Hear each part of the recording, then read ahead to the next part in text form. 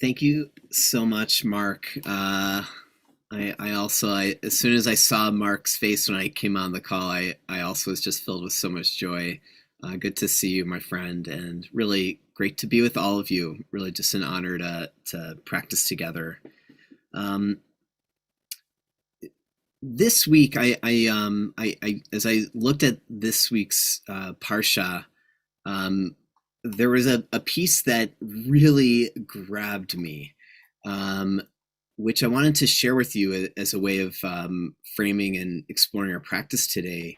Um, and that is the this whole endeavor that the Israelites are being brought into of building the Mishkan, this tabernacle, that at the end of the story, sorry, spoiler alert, in next week's parsha, when and often these parshot are read together, so it's kind of a one story. But next week in Pikudei, at the end of the story, it's like they finish building this tabernacle, and you put in the last piece, and then there's this anan hakavod, this cloud of glory that appears over the Mishkan, and when I was thinking about that, in reading about all of these elaborate descriptions this week about building the Mishkan, in this week's Parsha, I was just filled with such a tremendous sense of like grasping.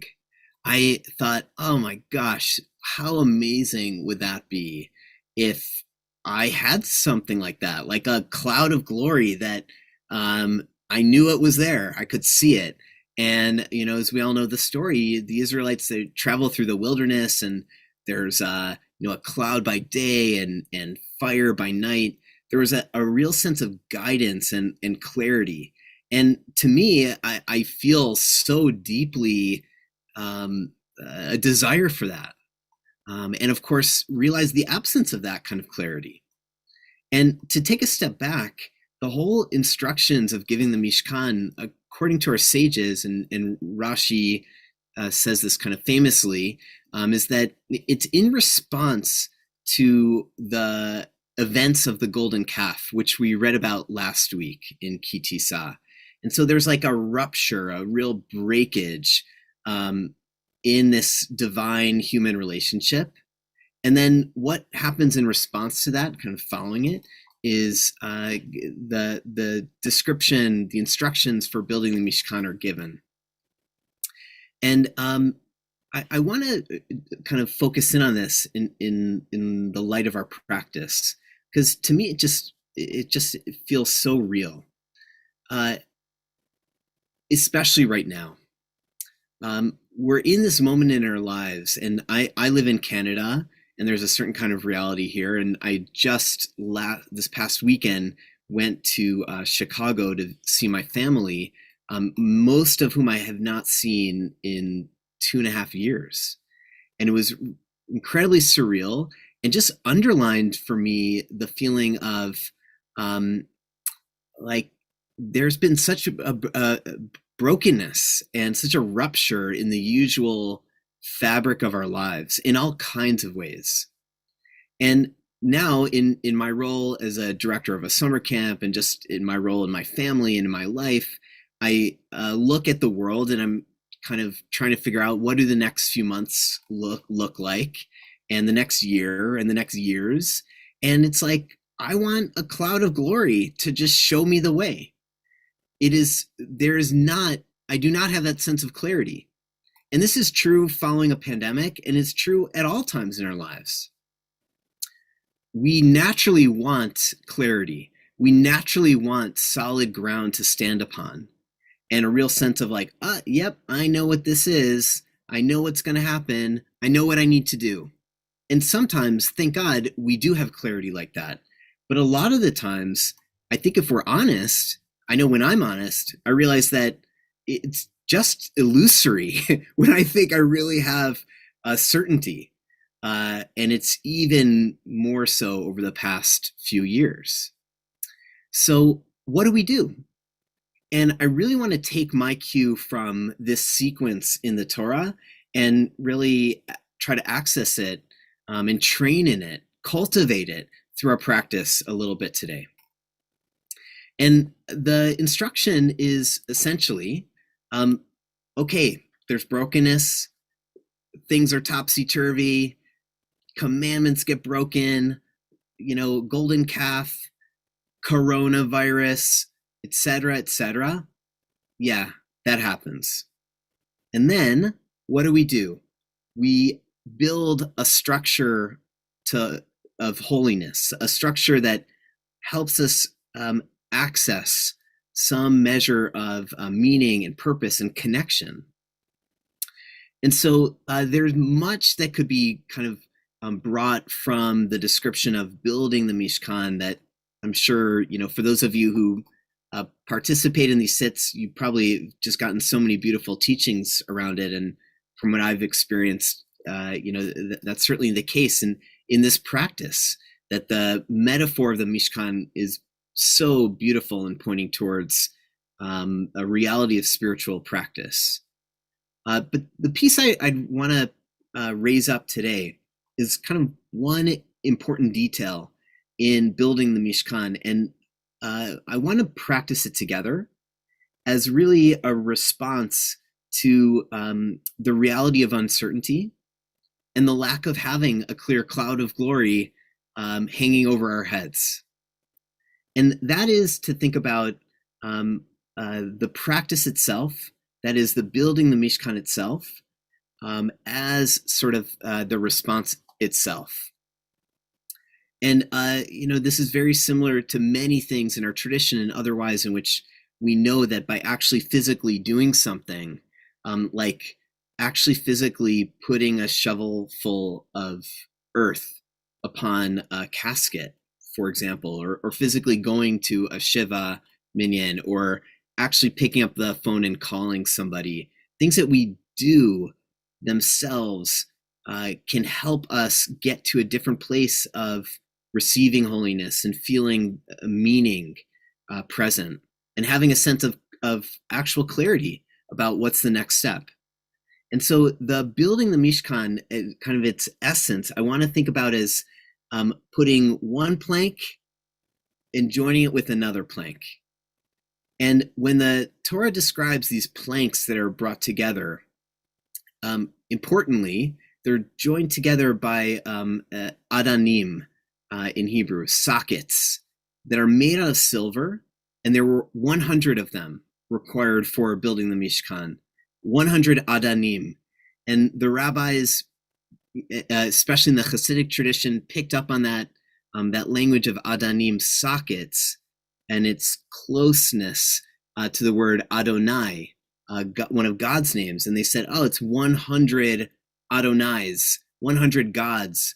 And maybe that's a reference to the 100 blessings a day we're encouraged to say. But what I want to encourage us to think about in our practice now is thinking about each breath as like one of those planks.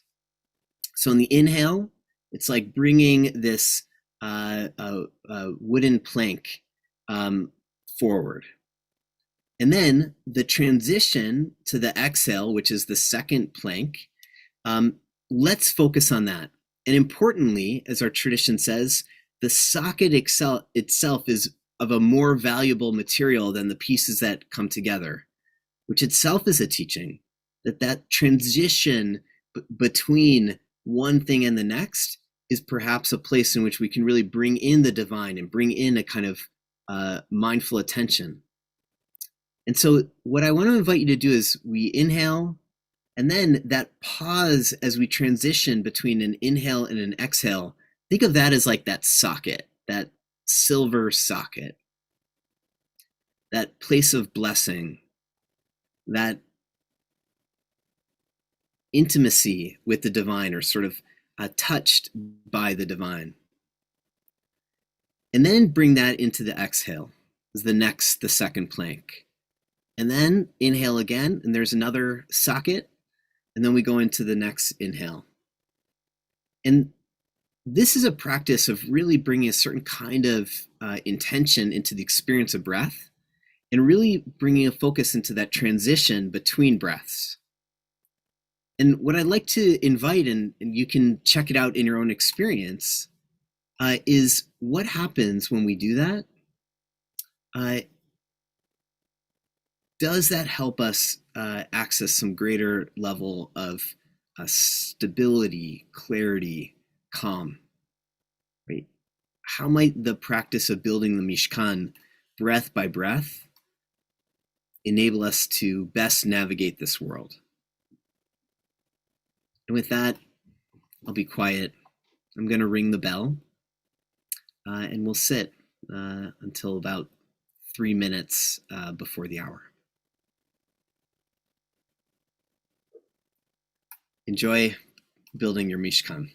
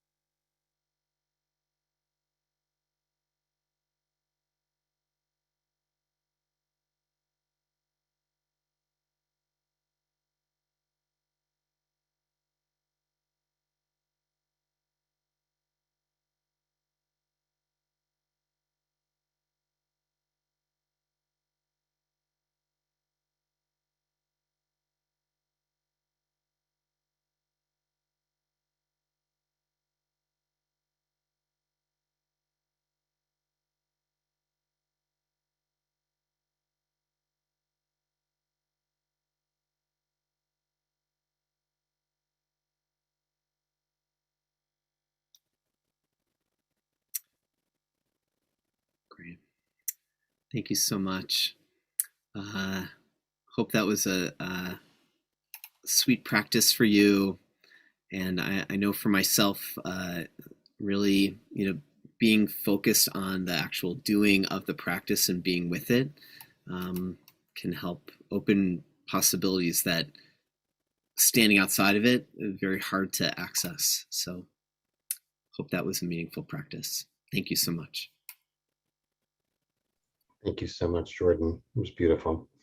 Looking forward to unpacking it and exploring how we can bring that into the rest of our day and our week and our life in a moment. But for now, friends, we seal our practice as we always do by offering an opportunity for those of you who are in mourning or observing a yard site, or if it's your custom to participate in Kaddish, to do so, and to put the name or names of those you are honoring or holding in your heart today in the chat box, either now or after you recite Kaddish.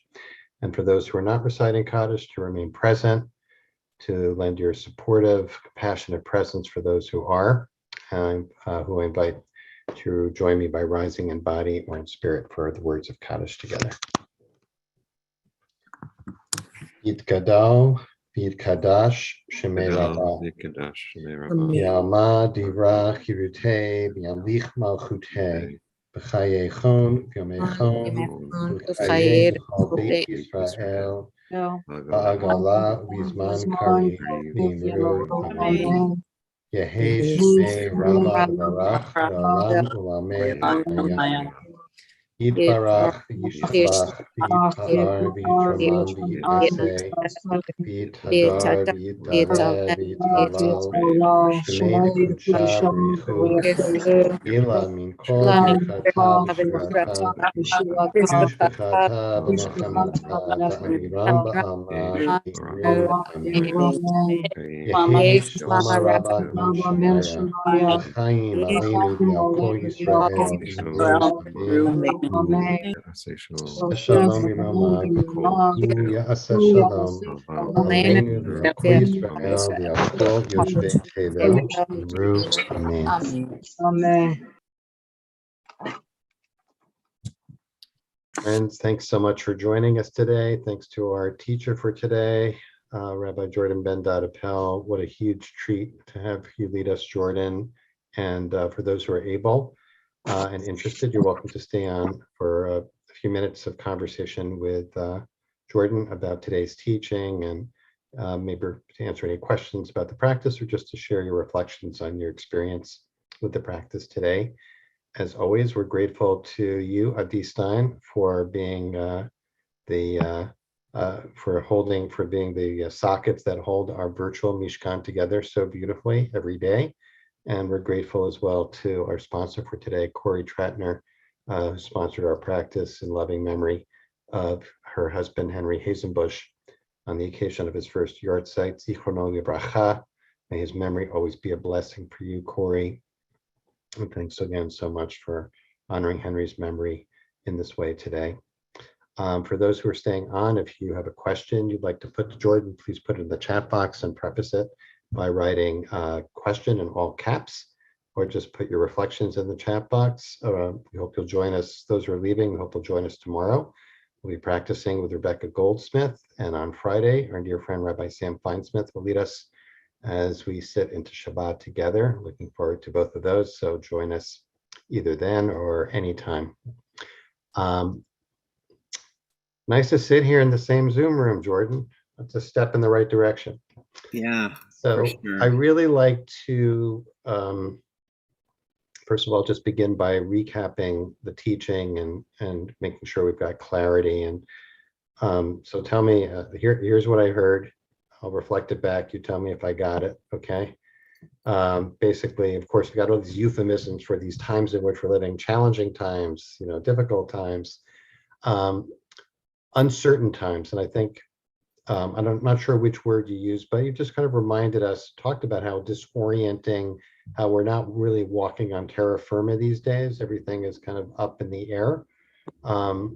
And that the Mishkan, the story of the Mishkan is a way, it's kind of a metaphor, both for our ancestors and a eternal metaphor for how we move through a state of not knowing.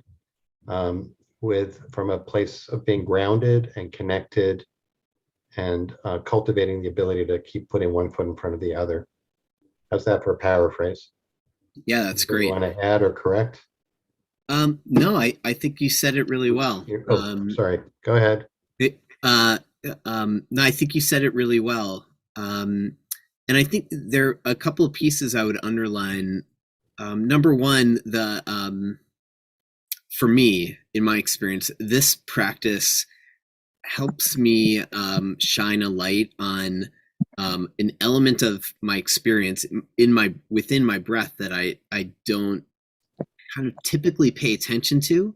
Like if I'm paying attention to my breath, I'm paying attention to breath, but there are Mhm, those pauses between the breaths mhm, that are very easily missed. And so I find it, very helpful in terms of bringing a more kind of sensitive attunement to the breath, to mhm, use this imagery of the adanim, the sockets, these mhm, kind of precious silver sockets. Um, and of course that's great training for um, bringing attention to the gaps between things in my own life. And I actually, I think for those of us who are working over Zoom, working remotely, or have been, or in school, that I think is ever even more important than ever before. Because it used to be I would have a meeting with Mark, and then I would leave and I would get in my car, or I would walk and I'd go to the next meeting, or go to the next office. But now it's like I could go from one meeting to the next, to the next, to the next. And the gaps between the main pieces that we're paying attention to kind of hold the whole thing together and are mhm, so important. mhm, And so I feel like, in this practice, I'm always looking to be training in in practicing a way of being in my life, not for the sake of being having a great meditation, but for the sake of bringing that quality into the rest of my life. Um, yeah. So, Judah Rosen, who I think was a regular back in the day when we yeah, had the weekly, definitely. points out, said, I almost never pay attention to the moment between the in and out breath, and I found it to be a liminal moment. So that's what you're describing, these kind of this in between state, which is kind of where the magic is. And by bringing our attention to the silver sockets, the adanim, I couldn't help, Jordan, but think about like that word, adanim and sockets. And it has, I think, um, with an olive, it has that connotation of being socket, of being firm and strong and holding it. We're not talking about IKEA here. We're talking about like high quality connectors, right? This is not plastic. Silver connectors that hold the tenons of each board firmly. But what I couldn't help thinking, Jordan, is about your firstborn, Adin, and the name with an ayin, it means gentle, right? Yeah, And I just thought that was just agreed. like a nice, it just like, that came to me. I was thinking, oh, firm and gentle, firm and gentle, firm and gentle, these qualities of which are so descriptive of of this practice, right? Of staying steady, but doing so with gentleness. So I wanted to share that with you. Maybe Beautiful. Adim should know. Yeah, I'll let him know. That's great. All right, there's a good question. Laura Zinker always has great questions. Can you offer guidance about how to protect and tend to our internal mishkans? Oops. To help us access holiness and clarity during times of uncertainty. Well, I guess that's kind of what we were doing. It seems that learning how to calm ourselves down and step away from the whirlwind of emotions and narratives is a great first step. So important to refresh, to take a break, to empty our minds and step away without denying our emotions or feelings. Easy to say, hard to do. But knowing that there is a respite potentially available in every breath could help offer solace and encouragement that we have so that we have some control of our responses to life. Mm. Um, yeah, I'm It's not a sure if there's a question in there or not, but it's a beautiful restatement again. Yeah, it's beautiful. And just to say that, I know that my tendency is to Like if I know that I'm looking for clarity, I'm looking for the right answer in some situation. I'm like looking for that cloud and I'm thinking like, come on, cloud, appear. And Hmm. it doesn't. But the approach of this practice that I think is really, comes through so beautifully in the metaphor of the Mishkan is that, don't worry about the cloud. Just start building it Hmm. breath by breath, moment by moment, and have confidence that by entering into that practice and taking refuge in this breath, in this moment, and in the spaces between each breath, and really inhabiting our experience with a sense of fullness and love and kindness, gentle, but firm, etc. All the great qualities we bring into our practice that will help that anan hakavod, that kind of holy presence, be present. Um, and it doesn't. I mean, I've been meditating a long time. It's still, I find myself just thinking like, ah, come on, cloud, where are you? And then I eventually I realize like, oh, like okay, I can't make it appear, but I can actively bring mindfulness awareness into this breath and this pause, and then this breath and this pause.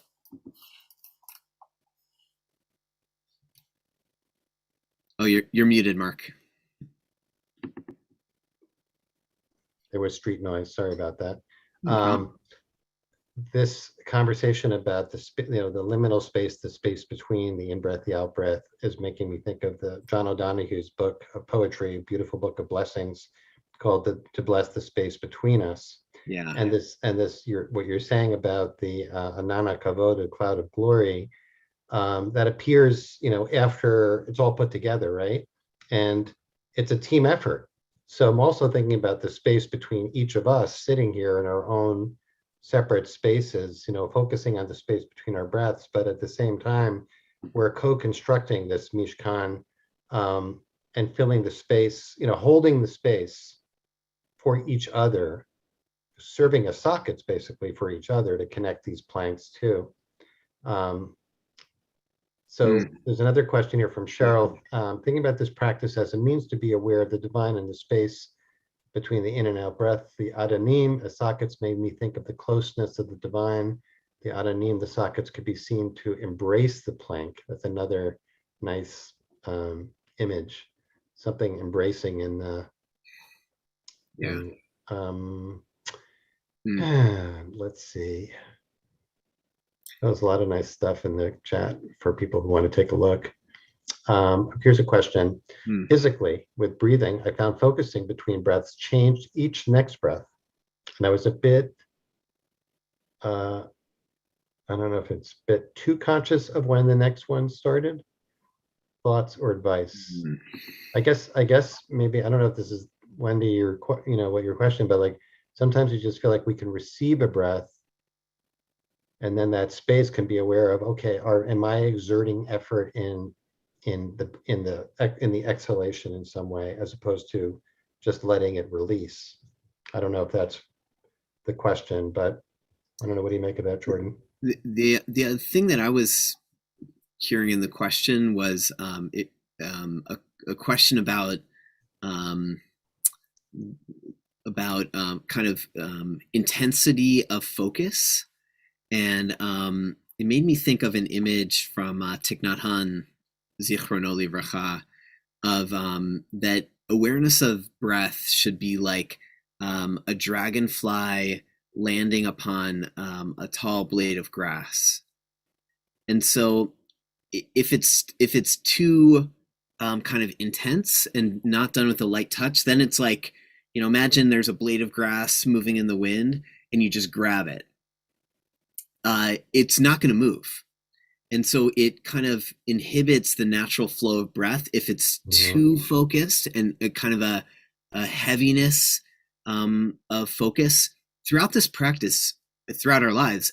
Everything is about the right balance of different energies. So yes, their concentration is really important, but if we're too dialed up on the concentration it can kind of inhibit the natural flow of breath. And I Mhm. found that image from Thich Nhat Hanh so helpful when I heard it, because the dragonfly landing on the blade of grass, you could imagine, I'm sure on a big blade of grass, it changes how it's moving somewhat, but Mhm.